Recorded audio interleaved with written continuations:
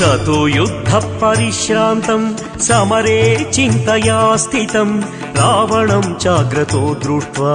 युद्धाय तमवस्थितम्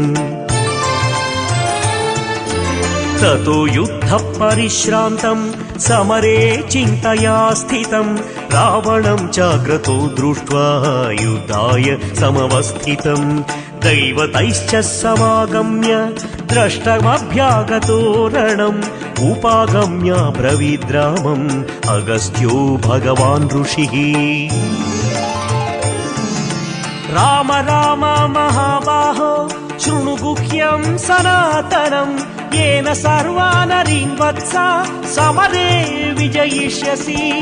आदित्य हृदयं पुण्यं सर्वशत्रुविनाशनम् जयावहौ जपे नित्यं अक्षय्यौ परमं शिवम्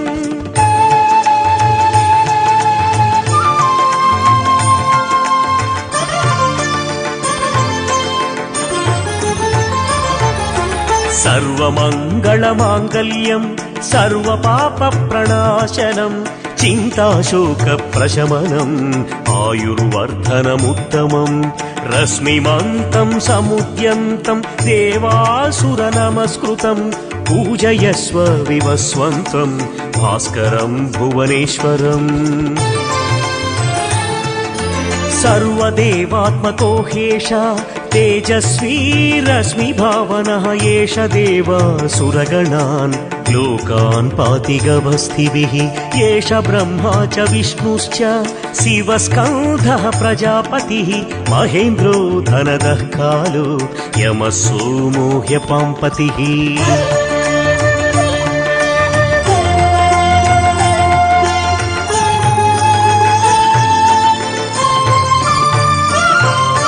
पितरो वसवः साध्या ह्यश्विनौ मरुतो मनुः वायुर्वह्निः प्रजाप्राण ऋतुगर्ता प्रभाकरः आदित्यः सविता सूर्यः खगः पूषा गभस्तिमान् सुवर्णसदृशो भानुर्हिरण्यरेता दिवाकरः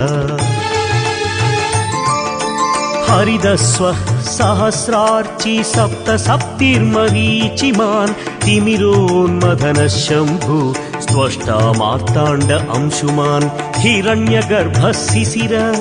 स्तपनो भास्करो रविः अग्निगर्भोदितेः पुत्र शङ्खशिशिरनाशनः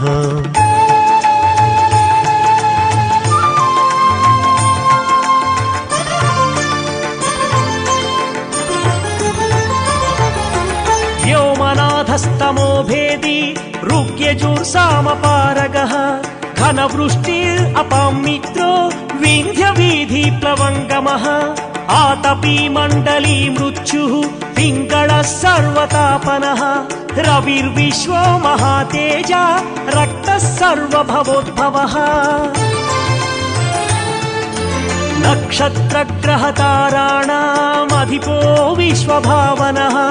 तेजसामपि तेजस्वी द्वादशात्मा नमोऽस्तु ते नमः पूर्वाय गिरये पश्चिमे गिरये नमः ज्योतिर्गणानां पतये दिनाधिपतये नमः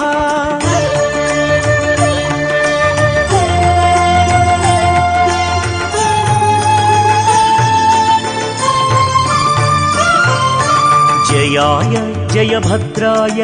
हर्यस्वाय नमो नमः नमो नमः सहस्रांशो आदित्याय नमो नमः नम उग्राय वीराय सारंगाय नमो नमः नमः पद्मप्रबोधाय मार्ताण्डाय नमो नमः ब्रह्मेशानाच्युतेशाय सूर्यायादित्यवर्चसे भास्वते सर्वभक्षाय रौद्राय वपुषे नमः तमोघ्नाय हिमघ्नाय शत्रुघ्नाय मितात्मने कृतघ्नघ्नाय देवाय ज्योतिषां पतये नमः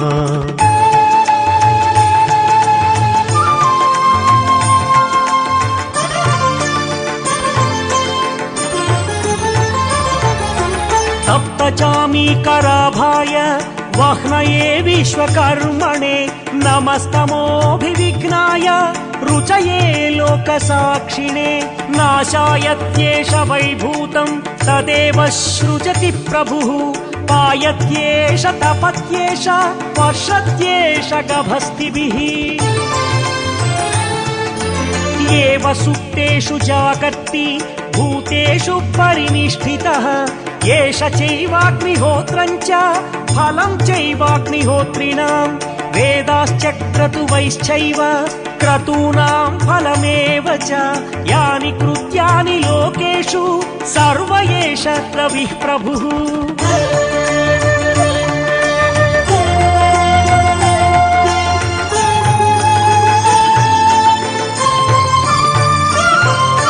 येन मापत्सु कृच्छेषु कान्तारेषु भयेषु च कीर्तयन् पुरुषः कश्चिन्नावसीदति राघवः पूजयस्वैनमेकाग्रो देवदेवं जगत्पतिम्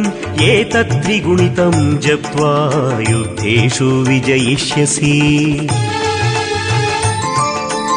अस्मिन् क्षणे महाबाहो रावणं त्वं वधिष्यसि एवमुक्त्वा तदागच्छो जगाम च यथागतम् एतच्छ्रुत्वा महातेजा नष्टशोको भवत्तदा धारयामास सुप्रीतो राघवः प्रयतात्मवान्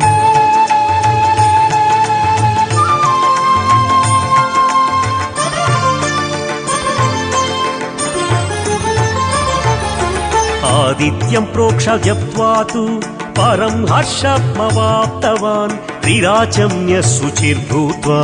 धनुराधाय वीर्यवान् रावणं प्रेक्ष्य हृष्टात्मा युद्धाय समुपागतं सर्वयत्नेन महता वधे तस्य धृतोऽभवत् अधरविरवदन्निरीक्ष्य रामम् मुदितमनाः परमं प्रहृष्यमाणः निशिचरपति संशयं विदित्वा सुरगणमध्यगतो वचस्त्वरेति